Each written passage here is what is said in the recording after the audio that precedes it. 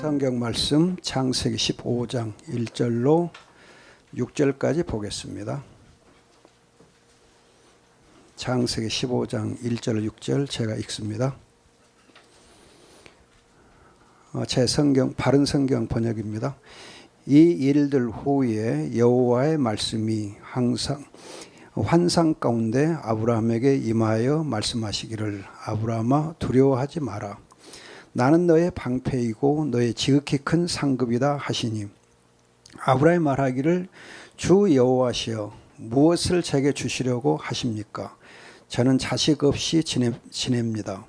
제 집의 상속자는 다마스쿠스 엘리에셀입니다 하고 또 말하기를 보소서 주께서 제게 씨를 주시지 않으셨으므로 제 식구 중 하나가 제 상속자가 될 것입니다 라고 하였다. 보아라 여호와의 말씀이 그에게 임하여 말씀하시기를 그는 너의 상속자가 되지 못할 것이다. 오직 내 몸에서 나올 자 그가 너의 상속자가 될 것이다 라고 하셨다. 여호와께서 그를 밖으로 이끌어내어 말씀하시기를 하늘을 향하여 보아라. 네가 별들을 셀 수 있거든 그것들을 세어 보아라 하시고 그에게 또 말씀하시기를 내 후손이 이와 같이 될 것이다 라고 하셨다. 아브라함이 여호와를 믿었다. 그래서 여호와께서 이것을 그에게 의로 여기셨다. 아멘. 오늘 말씀 전하기 전에 여러분들이 기도 수첩 오늘 했죠? 기도 수첩 오늘 것도 안 했는가? 뭐라고? 주일은 안 해? 주일날은 기도 수첩 빼먹는 날이구나. 오늘 내용이 따로 없다니. 그 에베소서 있는데 학원 보고 메시지. 그거가 기도 수첩 안에 있더뭐. 그럼 그건 했죠. 제목이 뭐야? 오늘 거? 구원의 이유. 그랬죠. 구원의 이유 그랬는데 이유라 할 때에는 뭐뭐 때문에 그렇게 해야 말이 되거든요. 그런데 오늘 이제 여러분 내용 보면 무엇을 위하여 그렇게 되어 있어요. 위하여. 위하여라 할 때는 목적을 의미하지 이유가 아니에요. 그래서 오늘 이제 여러분들 학원 복음화 내용이 여러분 헷갈리게 하고 있어요. 헷갈리게.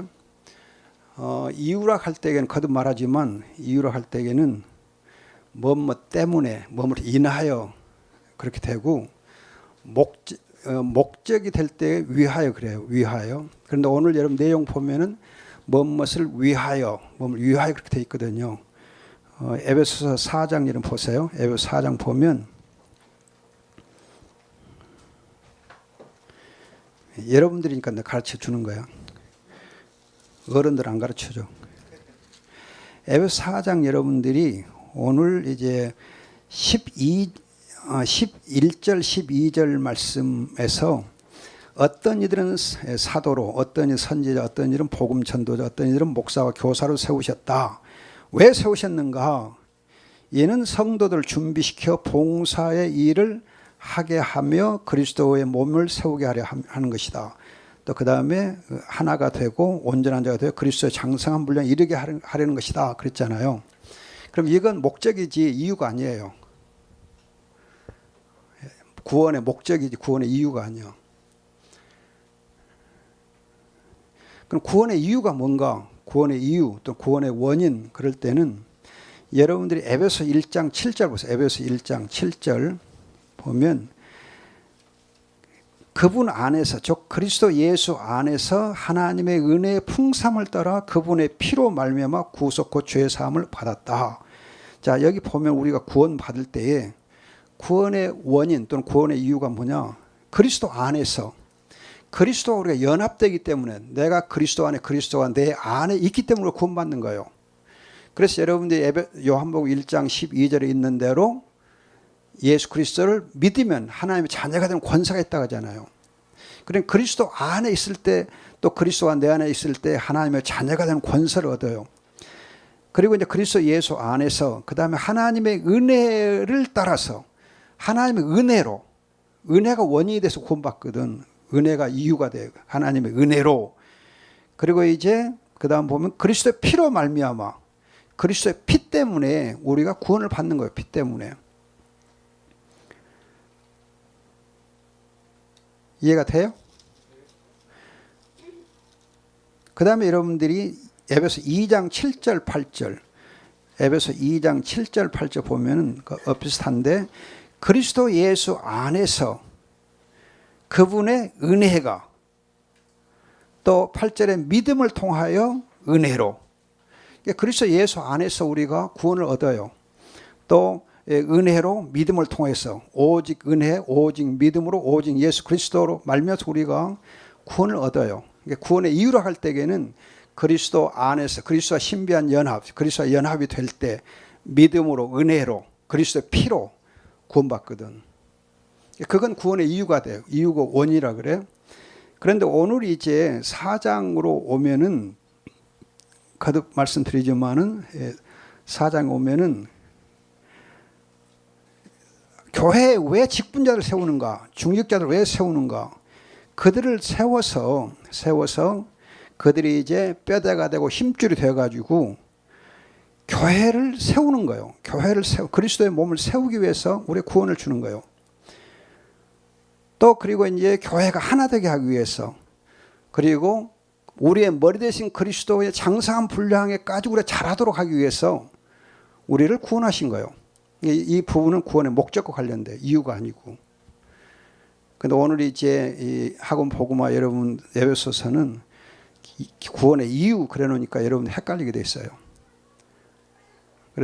그래서 그런 부분에서 보면 단어 하나하나를 이렇게 선택할 때에 주의해서 해야 돼. 주의해서 정확하게 해야 되거든. 근데 그런 부분들이 좀 아쉽다 싶어서 여러분들에게 말씀을 드립니다.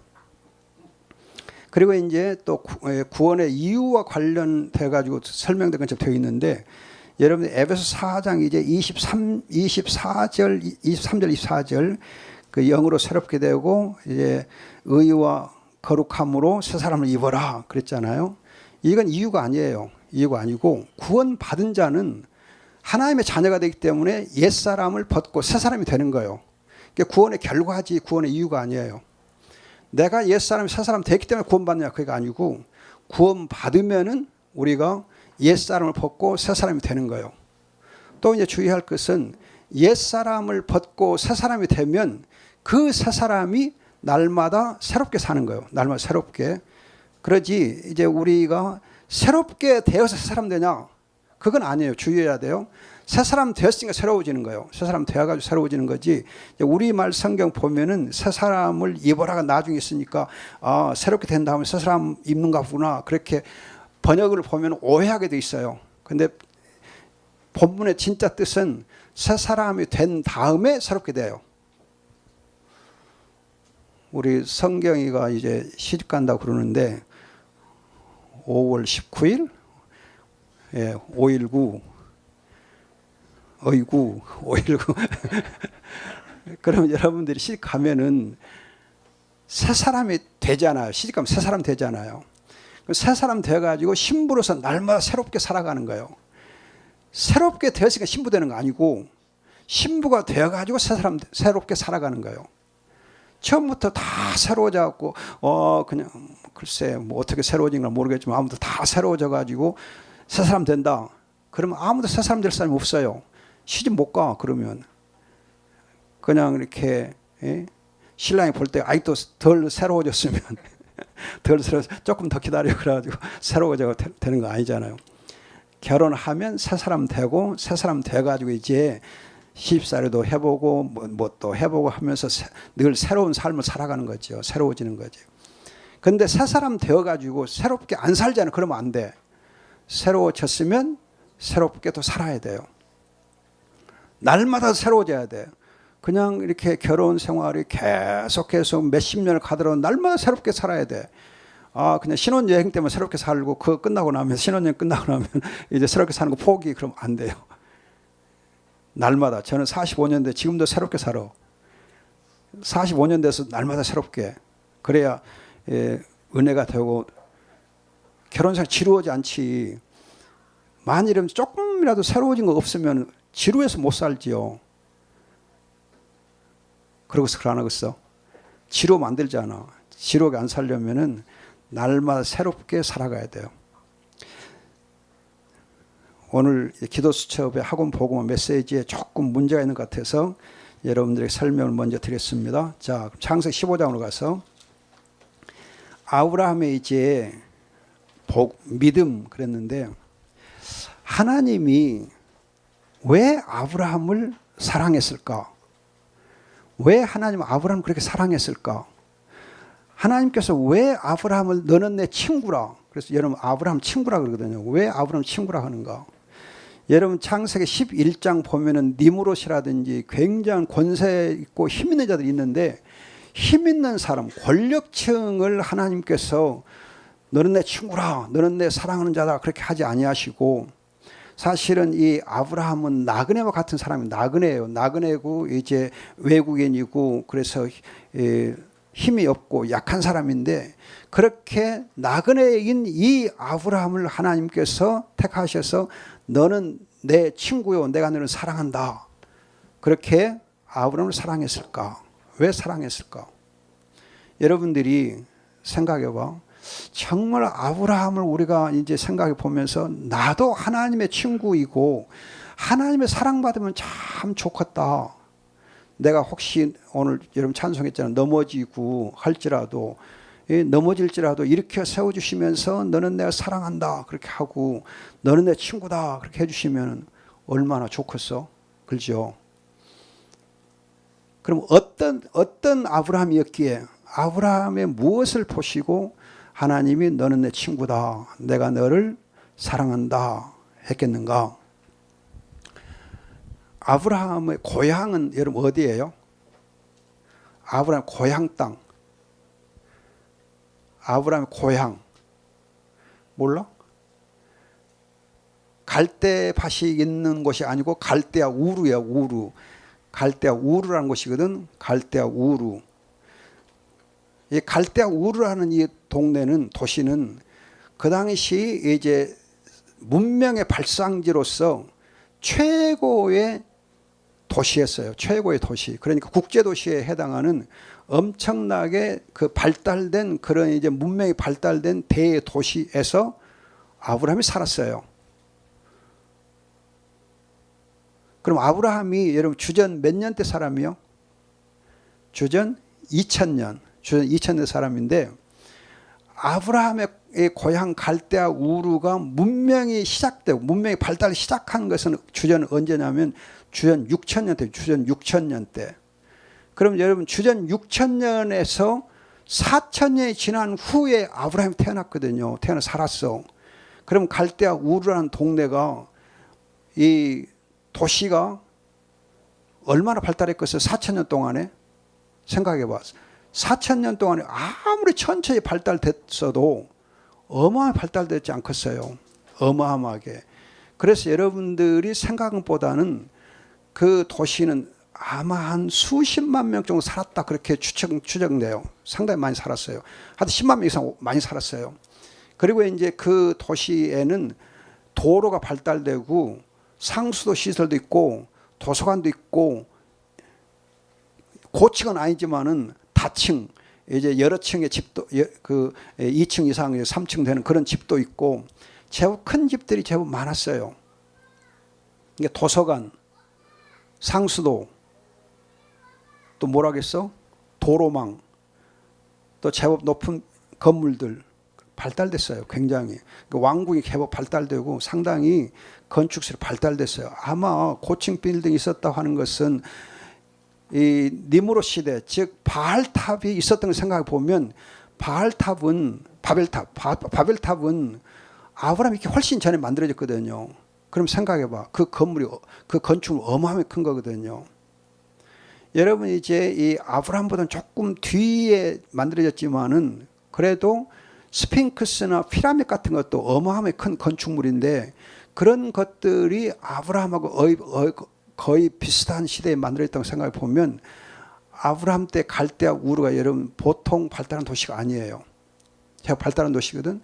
그런데 그 도시에서 나일강에 있는 에집트까지 실크로드 무역로가 발달돼서 무역로가 있었어요.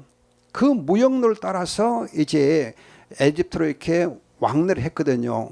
그런데 그 왕래하는 무역로의 이 중간 길목에 있는 것이 가나안 땅이에요. 그러면 이 가나안 땅은 길목에 있긴 있는데 땅이 좋은 땅인가? 또 이제 거기에 사람들이 제법 많이 살았는가? 문명이 발달됐던가 하면은 가나안 땅은 시골 중에 시골, 굉장히 이렇게 후진 곳, 발달이 안 된 곳이거든요. 또 땅도 조그만하잖아요. 땅덩어리 조그만하고 길목이고, 또 이제 아라비아 사막에서 가깝고, 또 에집트 또 사막 지역에 좀 가깝고 하기 때문에 어떤 경우는 사막 지역도 있고 해가지고 땅이 이렇게 천수답이 많고 그래요. 그러니 이제 곳으로 하나님 가라 한 거예요. 대도시에 사는 갈대아 우르를 떠나서 영광의 주님께서 이 아브라함을 부르면서 야, 너 나와. 그리고 가. 한 거예요. 그때 아브라함이 순종한 거예요. 그래서 여러분 창세기 12장 보면은 하나님의 말씀을 좇아서 여러분들이 75세에 이제 4절 12장 4절 보면은 여호와께서 자기에게 말씀하신 대로 갔고, 그리고 5절에 보면은 말씀하신 대로 마침내 가나안 땅에 들어갔다 그래요. 마침내 들어갔다 그래요. 하나님의 말씀을 따라서 마침내 들어가요. 여러분 히브리서 11장에서는 갈 바를 알지 못하고 갔다 그렇게 되어 있기 때문에 어디로 갈지도 모르고 갔다 그렇게 오해하기 쉬운데 그게 아니에요. 하나님께서 갈대아 우르에서부터 인도하시면서 하란을 거쳐가지고 야, 너 갈 곳은 가나안 땅이다 말씀하셨어요. 그 말씀대로 마침내 들어간 곳이 가나안 땅이에요. 이건 여러분 정말 대도시를 떠나서 시골 산중으로 귀농, 귀촌 하는 것처럼, 뭐 귀촌도 아니죠. 옛날에 시골에 안 살았던 사람이니까. 아무튼 그렇게 시골 땅으로 산중으로 가는 거예요. 산중으로. 그럼 이 가나안 땅에 가서 살 때에 어떻게 살 것이 이제 막막한 거죠. 삶의 대책이 없어. 그렇게 대책 없이 그러나 하나님께서 가라 하시니까, 영광이 가라 하시니까 그 말씀을 따라서 마침내 들어갔어요. 아브라함이 창세기 12장에서 이제 가나안 땅에 들어가기까지 얼마만큼 시간이 지났을까? 얼마만큼 세월이 지나면서 갔을까? 걸어갔으니까 상당히 많이 걸리죠. 왜냐하면 갈대아 우르 하란으로 해서 여러분이 이제 이 가나안 땅에 가는데 길이 멀어요. 상당히 멀어요. 험하거든. 그 길을 가는 거 쉽지 않아요. 그러니까 상당히 오랜 세월이 걸렸을 텐데 하나님께서 말씀하시면 가라 그렇게 해놓고는 1절에서 여호와께서 아브라함에게 말씀하셨다. 너는 가거라. 그렇게 말씀만 해놓고는 가는 도중에 하나님이 아브라함과 함께 하셨느냐? 아브라함 나타나셨느냐?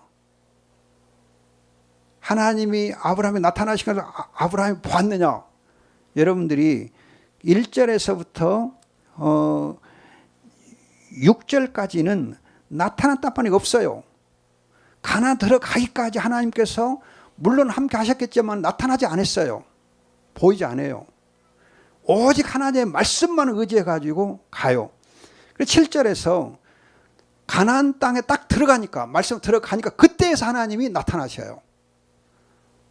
그래서 여러분 7절에 여호와께서 아브라함 나타나셔서 말씀하시기를 야, 네가 이렇게 도착해서 잘했다. 이 땅을 네 후손에게 주겠다. 그때 여호와를 위하여 단을 쌓았다. 제단을 쌓고 기도해요. 그러면서 8절을 보면 제단을 쌓고 여호와 이름을 불렀다 그러잖아요. 이렇게 여러분들 아브라함의 경우를 잘 생각해 보면 아브라함이 갈대아 우르를 떠나서 가나안 땅으로 가는 이 과정, 그리고 가나안 땅에 이르러서 마침내 이르러서 하나님이 나타나셨을 때, 그때 나타났을 때 제단을 쌓고 기도하는 거 보면은 아브라함의 믿음이 굉장히 단순하면서 정말 하나님께 온전히 순종하는 그런 믿음인 것을 알 수 있어요. 그러잖아요. 그러니까 여러분 이 믿음이 참 귀한 믿음이요.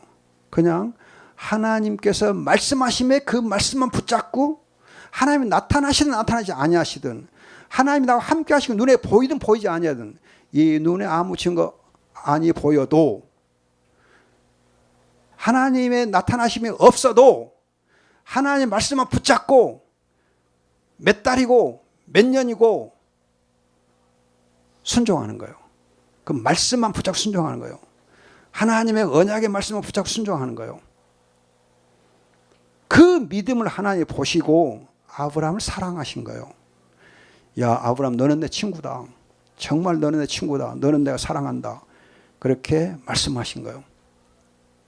그래서 여러분들이 창세기 이제 12장 그 본문의 뜻이 뭔가를 잘 생각해 보셔야 돼요. 자, 이렇게 이제 아브라함이 마침내 들어가서 단을 쌓고 그리고 이제 하나님께 기도를 했어요. 예배를 드렸어요. 그런데 여러분 12장 10절 보면은 그 땅에 기근이 있었는데 기근이 심했다 그랬어요. 여러분 아브라함은 갈대아 우르에서 살 때 도시에 살았잖아요. 또 자기 아버지가 우상 장사했기 때문에 우상을 만들어 장사했기 때문에 제법 돈도 있었어요. 그러니까 좀 여유 있게 살았어요. 농사 안 짓고 살았어요. 대도시는 농사 잘 안 짓잖아. 농사 안 짓고 살았어.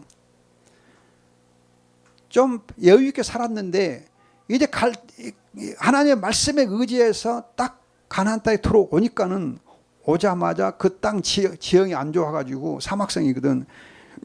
기근이 심하게 들어요. 기근이. 그러니까 아브라함이 배고픈 것을 못 참아. 그 전에 이제 좀 넉넉히 살았던 사람인지라 이제 너무 힘들어. 그래서 아브라함이 실크로드를 따라서 에집트로 내려간 거예요. 에집트는 이제 물도 풍성하고 거기는 땅도 비옥하다는 걸 알고서 에집트로 내려간 거예요. 근데 가다가 이제 여러분들 아시는 대로 사라를 자기 누이라 그렇게 하면서 자기 생명을 이렇게 어떻게든지 위험에서 보호하려고 거짓말을 하고 뭐 거짓말이 아닐지는 모르지만 아무튼 속인 거거든. 그렇게 해서 아브라함을 자기 누이라 그랬어요. 이때 하나님께서 그 아브라함의 실수를 보시고 어떻게 하셨는가? 야, 내가 너를 사랑하고 내 친구로 삼으려고 그랬는데 너는 아직 틀렸다. 아직도 부족하다. 그러면서 하나님이 너 훈련 빡세게 좀 받아라. 그렇게 하셨는가? 아니에요. 나를 안아주시고 품어주시고 아까 찬송 부르잖아요. 여러분 넘어질 줄 안아서 품어주시고 하지 않아요. 업어주시고 품어주시는 그 하나님께서 아브라함을 안아주시고 품어주셔가지고 오히려 바로 왕에게 큰 재앙들을 내리면서 오히려 바로 왕을 혼쭐을 내요. 그러고서는 이제 바로 왕을 통해서 아브라함에게 이제 오히려 사과하게 하고 아브라함에게 더 많은 것들 주어서 에집트에서 먹을 양식을 얻어가지고 다시 가나안 땅으로 와요. 자, 가나안 땅으로 왔을 때에 아브라함이 어떻게 하느냐? 정말 자기가 넘어졌고 그렇게 하나님 앞에 부끄러운 일을 했던 것을 인하여서 하나님 앞에 회개하고 13장 4절에 보면은 처음으로 제단을 쌓았던 그 장소로 가서 여호와 이름을 불렀다 그래요. 하나님은 다시 단을 재건하고 그 단에 가서 여호와 이름을 부르면서 예배하고 하나님께 은혜를 감사해요. 하나님 고맙습니다. 감사합니다. 이거 보면 어떤 아브라함을 하나님 사랑했느냐? 믿음이 있는 자는 회개하고 다시 일어나서 하나님께 단을 다시 쌓고 하나님 더 가까이 하는 거예요. 더 가까이. 내 주를 더 가까이 하려 하면 그런 것처럼 여러분 실수했다 해가지고 하나님 부끄럽습니다. 그리고 하나님을 멀리 떠나는 건 아니고 오히려 내가 실수했을 때 하나님 나를 이렇게 세워주시면 더 하나님 가까이 가는 거.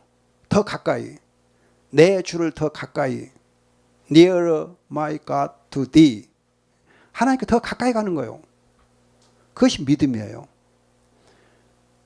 하나님의 자녀된 자는 그리스도 안에서 그리스도를 인하여서 우리가 실수했을 때 회개하고 하나님 앞에 더 가까이 가고 더 기도를 열심히 하고 더 예배를 열심히 드리고 더 말씀을 붙잡고 더 하나님을 찬송하고 더 하나님께 매달리는 거예요. 이게 아브라함이요. 그래서 하나님이 아브라함 친구라 하고 사랑하신 거예요. 절대 여러분 내가 실수했다고 하나님을 멀리하면 안 돼요. 하나님께 회개하고 하나님 더 가까이 빛 가운데 더 가까이 갈 때 여러분 빛이 어둠을 몰아내주니까 믿음이 회복되는 거예요. 자, 그렇게 해서 이제 됐는데 그다음 롯하고 이제 사이에 양떼가 너무 많아서 사는 것이 좀 힘들어. 갈등이 생겼어요. 다툼이 일어나. 그러니까 삼촌된 이 아브라함이 조카인 롯에게 네가 우하면 나는 좌하고 네가 좌하면 나는 우하겠다. 네가 먼저 땅의 선택권을 가져라. 그렇게 양보하니까 보세요. 이 양보했다는 것은 나 중심이 아니고 하나님 중심으로 예전에 생각하는 거예요. 하나님 중심 생각하는 거예요. 그러면서 아브라함이 롯에게 땅 선택의 양보를 해줘요. 선택권을 양보해줘. 그때 이 롯은 눈을 들어서 요단 온 들을 바라보니 10절에 보니까 여호와의 동산 같고 이집트 땅과도 같았다. 온 땅이 물이 풍성하고 그리고 이제 살기가 좋은 거예요. 그래서 이 소돔 옆에 가서 장막을 치고 살게 된 것이 롯이에요. 그런데 사실은 그 소돔 땅이 여호와께 큰 죄인이었더라. 악하고 큰 죄인이었다. 13절 보면 악하고 큰 죄인인데 악하고 큰 죄인이었던 것을 눈여겨보지 않은 거예요. 그건 오히려 이 소돔에 사는 이 사람들이 너무 멋지게 보인 거예요. 멋지게 사는 것처럼 보인 거예요. 그냥 옷도 그냥 화려하게 입고 그냥 번지를 하고 그냥 이렇게 또 이렇게 먹고 사는 것도 그 번지를 하고 사는 것이 최고 괜찮은 거예요. 그래서 그냥 부러운 거예요. 그럼 이 사람들 옆에 가 살면 되겠다 하고 소돔 옆에다 땅을 정하고 거기서 정착한 거예요. 이걸 보면 아브라함은 지금 뭘 보느냐? 하나님을 바라보거나 하나님을 먼저 생각하는 거 아니고 어떻게 하면 육신적으로 좀 편하게 살까? 어떻게 하면 세상 사람들을 따라서 살까? 어떻게 하면 세상 사람들처럼 나도 그냥 호화롭게 멋있게 아름답게 세속적으로 그렇게 살 것인가? 그걸 생각한 거예요.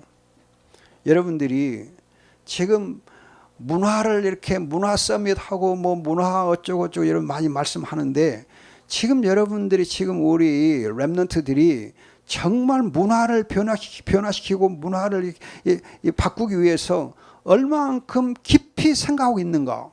문화에서 얼마만큼 이해하고 깊이 생각하고 있는가? 그걸 내 생활에서 어떻게 실천하고 있는가? 제가 볼 때 여러분들 너무 의식이 부족해요. 문화 변화는커녕 세상 문화 따라가는 정신없어요. 다들. 세상 문화 따라가면 정신없어요. 여러분 그냥 그대로 따라가고 있어요. 따라가는 것이 친구들한테 왕따 안 당하는 그 비결이다 생각하고 그러는지 계속 세상 사람 따라가요. 열심히 따라가. 그냥 앉으려고 그냥 열심히 따라가요.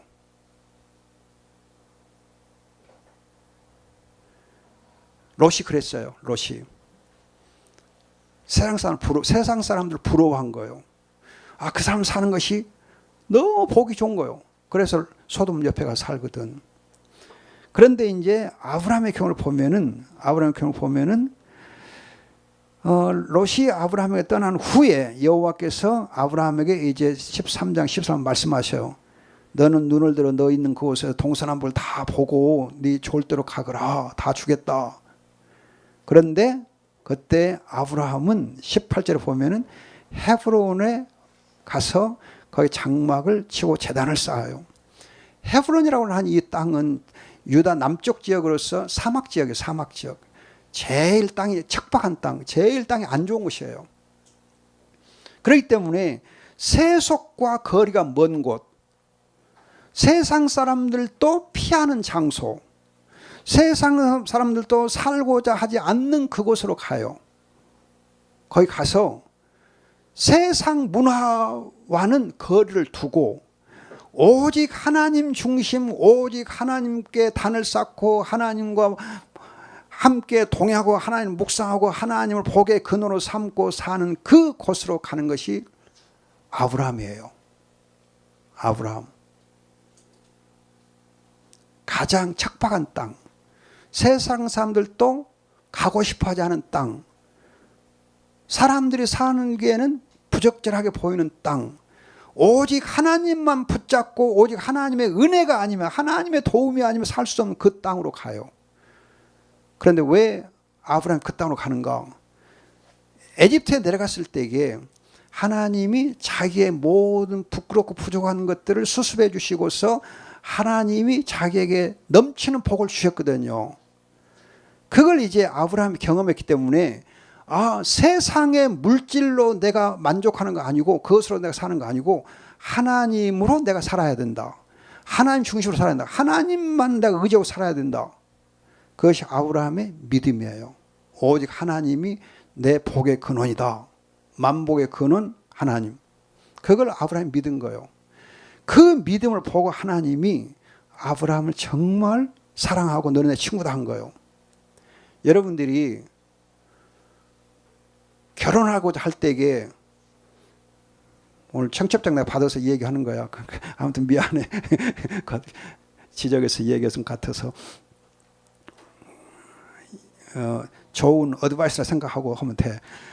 여러분들이 결혼하려고 할 때에 여자나 남자나 뭔가를 이렇게 갖춰놓고 이 사람이 뭘 갖춰졌다. 뭔가 결혼하기 위해서 집도 준비하고 아파트 준비하고 뭐 돈도 좀 예금 좀 준비해놓고 뭐 이렇게 차도 준비해놓고 뭣도 준비해놓고 다 준비해놨다. 그러니까 준비됐으니까 결혼하자. 그건 세속적인 거예요. 뭐가 준비됐으니까 결혼한다. 그렇게 하면은 결혼 못해요. 결혼 재미도 없어. 무에서 유를 창조한 하나님, 처음 밑바닥에서부터 시작해야 그 결혼이 재밌는 거예요. 밑바닥에서부터 시작해야. 그래야 날만 새롭게 사는 거지. 하나씩 모아봐. 하나씩 이제 전자레인지도 하나 사고 뭣도 하나 사고 하나씩 모아가 숟가락도 하나 더 사고 젓가락도 더 사고 하나씩 모아봐요. 그러면은 그 재미가 되게 재밌어요. 저는 결혼할 때 군대 있을 때 결혼했거든요. 육군 상병 그때 월급이 800원. 집도 아무것도 없었어요. 정말 아무것도 없이 시작했어요. 그냥 옛날에는요 사각개짝 한쪽을 사각개짝을 위에 뜯어내면은 그걸 옆으로 놓으면 거기다 거의 찬장이요. 그래 거기다 그릇 엎어놓고 그리고 이제 하여튼 사는 거예요.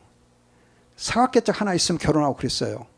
여러분 무슨 말인지 모를 거예요. 그럼 지금 여러분 생각할 때 아이고 목사님 그 옛날 얘기를 지금 우리한테 하면 어떻게 하라는 겁니까? 잘 적용해봐. 그럼 은혜가 돼. 지금 우리 때만 해도 뭐 벌써 오래됐으니까 그러긴 하겠지만 아무튼 그 원리는 비슷해. 원리는 가진 것 없이 준비 없이 시작해요. 왜? 하나님이 복의 근원이니까. 하나님을 믿는 믿음으로 둘이 힘을 합해서 이제 일어나자 하고 사는 거지.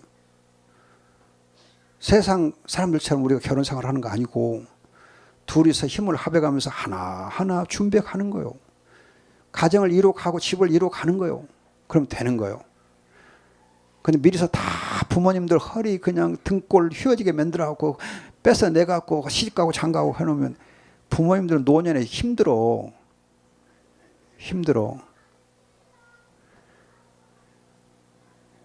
그리고 부모님들은 다 그냥 해 주었어도 여러분들 부모님들이 조금만 서운하다 싶으면은 이 자녀들은 부모에 대해서 항상 가슴에 뭘 품고 있느냐? 앙칼을 품어요. 앙칼을. 자녀들은요. 앙칼을 품어요. 앙칼. 부모에 대해서 항상 앙칼이 뭔지 아세요? 날선 검보다 더 무서운 앙칼. 그 서운한 소리 막 해요. 부모님들 그냥 막 괴롭혀요. 그런데 자기가 밑바닥에서 시작하는 부부 있잖아요. 절대 부모님들한테 그런 서운한 소리 안 해요. 그리고 부모님들은 늘 감사하고 오히려 감사하지 서운한 소리 안 해요. 말이 좀 옆으로 나갔네요. 미안합니다.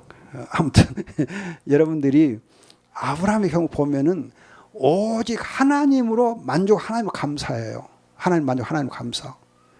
그리고서 이제 14장 보면은 롯을 구출하는 이 과정에서 롯은 보세요. 세속 문화를 따라가니까 세상 때문에 망하는 거예요. 오히려 세상 때문에 망하는 거예요. 그래서 잡혀가잖아요. 다 뺏기잖아요. 그런데 이 뺏겼을 때에 이 아브라함이 자기에게 있었던 이제 사병들 몇 명을 데리고 가서 멀리까지 쫓아가서 밤을 틈타 쫓아가가지고 뺏어와요. 이걸 보면 아브라함은 자기 조카 롯이 정말 문제 있는 조카였지만은 그래도 내 조카이기 때문에 내 피부치기 때문에 그를 사랑해서 정말 희생을 해줘요. 그리고 가서 뺏어와 찾아와요. 그러고 나서 이런 17절 보면 이제 멜기세덱에게 11조를 드리고 그리고 이제 소돔 왕이 어쩌고저쩌고 하면서 이렇게 주겠다 하니까 필요 없다. 나는 오직 하나님으로만 만족하고 하나님이 주시는 것에만 나는 된다. 전리품 다 가져가거라. 필요 없다. 여기 보면 아브라함이 얼마만큼 하나님으로 만족하고 하나님을 감사하고 또 이제 자기 피부치를 위해서 얼마만큼 책임을 다하는가. 귀한 거죠. 그리고 나서 15장에 이 일들 후에 여호와의 말씀이 임하여서 이제 나는 너의 방패고 너의 상급이다. 그러면서 이제 후손에서 말씀하고 약속하고 있습니다. 여기서 여러분들이 보면은 아브라함이 두려움 가운데 있고 아브라함이 피해의식 가운데 있다는 걸 알 수 있어요. 방패란 말은 두려움 때문이고 큰 상급이라고 말씀하신 것은 아브라함이 뭔가 피해의식이 좀 있는 것처럼 보이기 때문이에요. 이건 뭘 말하냐면은 아브라함이 지금 이제 롯을 데려오면서 연합군을 무찌르고 이제 데려와요. 뺏어오는데 연합군들이 이제 작전상 이렇게 갑자기 습격하니까 당하기는 당했지만은 이 연합군이 다시 전열을 정비해 가지고 아브라함을 쳐 들어오면은 아브라함 속수무책으로 당하게 돼 있어요. 왜냐 아브라함의 사병은 300명밖에 안 되고 이 군대들은 그래도 몇천 명 내지 몇만 명이 될 수 있거든. 그러면 10,000명 정도의 수가 300명밖에 안 되는 이 수를 공격해 들어오면은 아브라함이 당해요. 꼼짝없이 당하게 돼 있어요. 그래서 아브라함이 응급결에 가서 롯을 데려왔는데 생각해 보니까는 아이쿠야 뒷감당이 좀 힘든 거예요. 그리고 이제 또 이제 자기가 이렇게 전리품을 다 돌려줬지만은 지금 이 318명을 데리고 가서 치렀던 이 모든 것들이 너무 이렇게 엄청 지불했던 것들이 상당히 컸던 거예요. 그래서 자기가 감당하기 어려운 것이 있어요. 그때 하나님께서 그 아브라함의 믿음을 다시 세워주면서 너의 방패, 너의 상급이다 하시면서 하나님이 그를 위로해주고 다시 세워줘요. 그러면서 시에 대해서 말씀을 하시는데 이 시에 대한 말씀은 여러분들 아시는 대로 갈라디아서 이제 3장 8절, 16절, 4장 4절 등에 보면 아브라함이 이때에 하나님이 주시는 복음을 받아요. 복음을. 그리고 여자에게서 날짜 곧 메시아 그리스도를 보는 믿음을 갖게 돼요.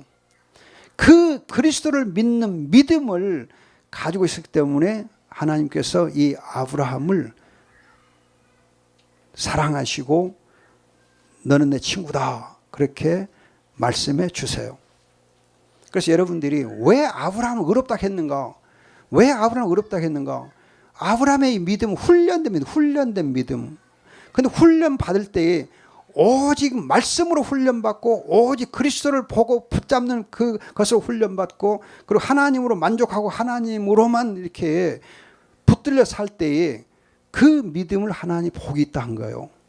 그 믿음을 보시고 의롭다 하신 거예요. 여러분들이 하나님이 아브라함을 의롭다 했어. 믿음을 의롭다 했어. 그 믿음을 여러분들이 쉽게 생각하면 안 돼요. 쉽게 생각하면 안 돼요. 내가 믿음 가질 때 입으로 그냥 예수를 그리스도 고백하면 돼. 그것으로 끝나는 거 아니에요. 여러분 하나님의 자녀들의 경우 세상 사람보다 훨씬 더 강하게 하나님 훈련시켜요. 강하게 훈련시키고 강하게 여러분 연단시켜요. 그 믿음이 연단된 그 믿음을 보시고 하나님 의롭다 하신 것이지 연단이 없는 훈련 없는 믿음은 하나님이 기뻐 안 해요. 훈련 없는 믿음은 기뻐 안 해요. 여러분들 그렇기 때문에 훈련을 제법 지금 받고 있는 것처럼 보이기는 하지만은 그러나 여러분 구체적으로 어떻게 훈련받고 있는가? 어떻게 하나님이 나를 훈련시키고 있는가? 시스템 속에서 그냥 내가 그 시스템에 참여하고 어떤 프로그램에 참여함으로 해서 훈련받는 훈련하고 내가 개인적으로 훈련받는 거 달라요. 여러분 제가 지난 겨울에 어깨 인대 파열로 수술을 했는데 보면 이제 병원 시스템과 하면은 재활치료를 하게 돼 재활치료를 해요. 그런데 재활치료 더 중요한 것은 개인이 내 스스로 훈련을 또 재활훈련 내가 해야 돼요. 내가 안 하면은 그 병원에서 하는 거 별 의미 없어요.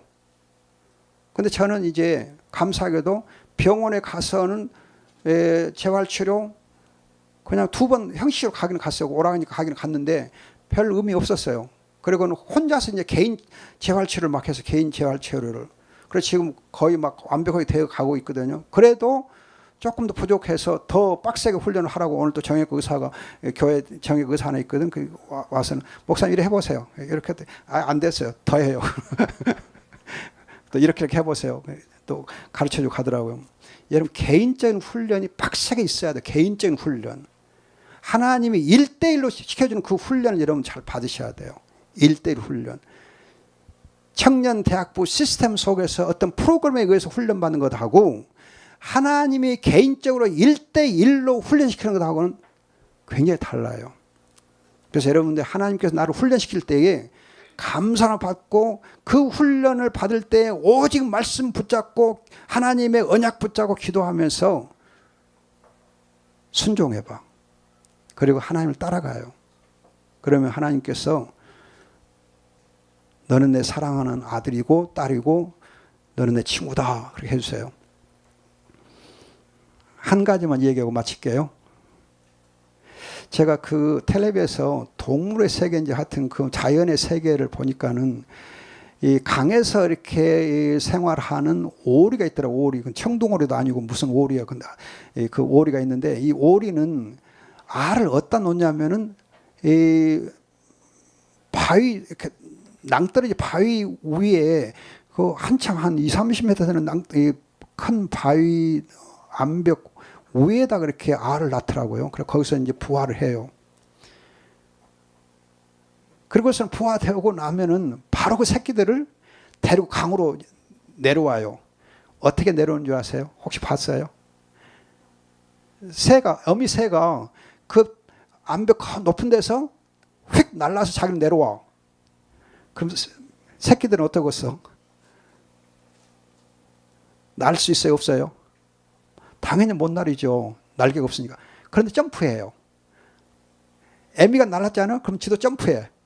그러면 이 뺑아리란다. 그 새끼들이 바위 막 몇 번 부딪혀요. 몇 번 부딪혀. 공이 막 푹푹 뛰듯이 막 튀어 막 툭 튕겨요. 그래서 땅에 툭 떨어져. 그러면 탁 엎어져. 한 2-30초 지나면 탁 일어나요. 그러고 걸어가더라고요. 근데 희한하게 그 이제 이 어린 새끼들은 공처럼 이 바위 막 부딪혀도 튕겨요. 그러면 전혀 안 다쳐. 하나 안 다치고 딱 땅에 떨어지고 거기서 또 날라서 가고. 근데 또 대단하게 물살도 잘 거친 물살을 타고서 그 헤엄을 잘 치더라고요. 희한하더라고요. 여러분 제가 그걸 보면서 우리도 하나님께서 우리를 인도하실 때 앞장서면은 그냥 따라가는 거예요. 우리는 그냥 염려하지 말고 어떻게 될까 염려하지 말고 따라가는 거예요. 그러면 하나님께서 다 우리가 땅에 떨어져도 천사를 시켜서 보호하셔서 안 다치게 해주셔. 시편 110편에 있거든. 안 다치게 해주세요. 감사한 거지. 우리는 훈련 받을 때에 훈련 통해서 내가 그냥 상처받고 내가 무너지면 어떨까? 그걸 염려할 필요 없어요. 그저 순종하면 하나님께서 다 우리 지켜주고 함께 하시고 임마누엘 함께 하시고 도와주세요. 요즘에 그 결혼식장인지 뭐 아파트 이름인지 위더스가 막 있대. 위더스라는 그 있어요. 이걸 우리말로 하면 위더스요.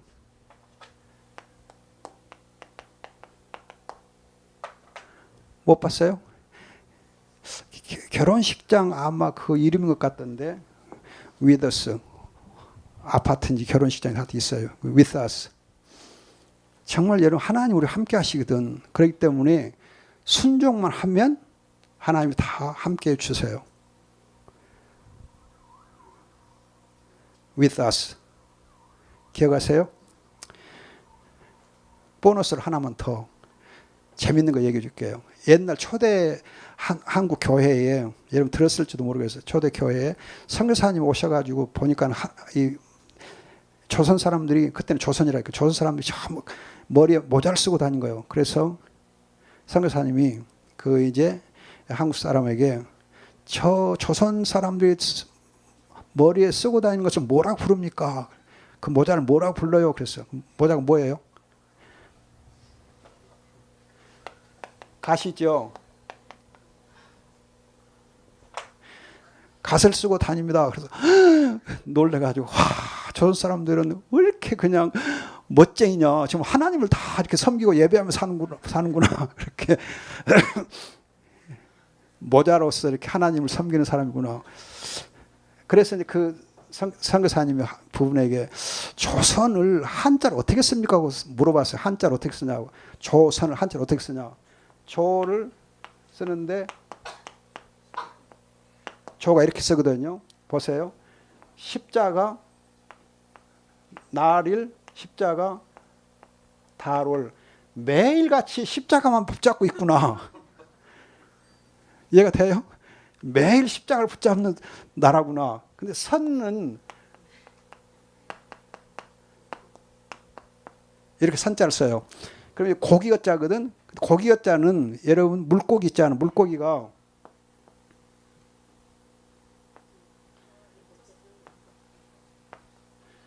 이 물고기가 예수 그리스도 하나님의 아들 구세주. 예수는 그리스도의 하나님의 아들이시고 우리의 구주이십니다. 이 물고기가 옛날에 초대 교회에서는 그리스도인의 신앙 고백을 상징하는 표였어요. 그러니까 물고기 봐봐. 와, 물고기.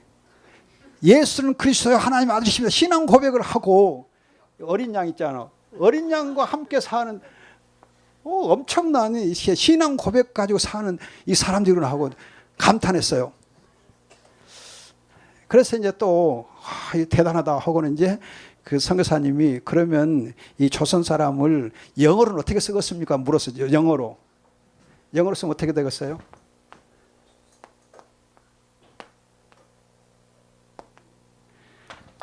chosen people.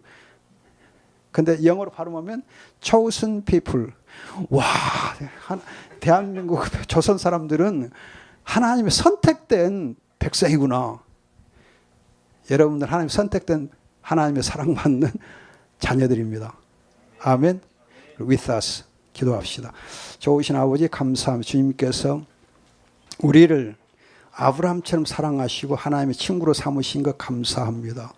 아브라함처럼 우리에게도 믿음을 허락하시고 언약 붙잡고 주님에게 순종하는 귀한 하나님의 자녀들 되게 하시고 훈련받을 때에 감사로 잘 받게 해 주옵소서. 1대1의 연단 속에서 하나님 앞에 기도하며 또 하나님을 붙잡는 저희 되게 하옵소서. 감사하고 믿사오며 예수님의 이름으로 기도합니다. 아멘.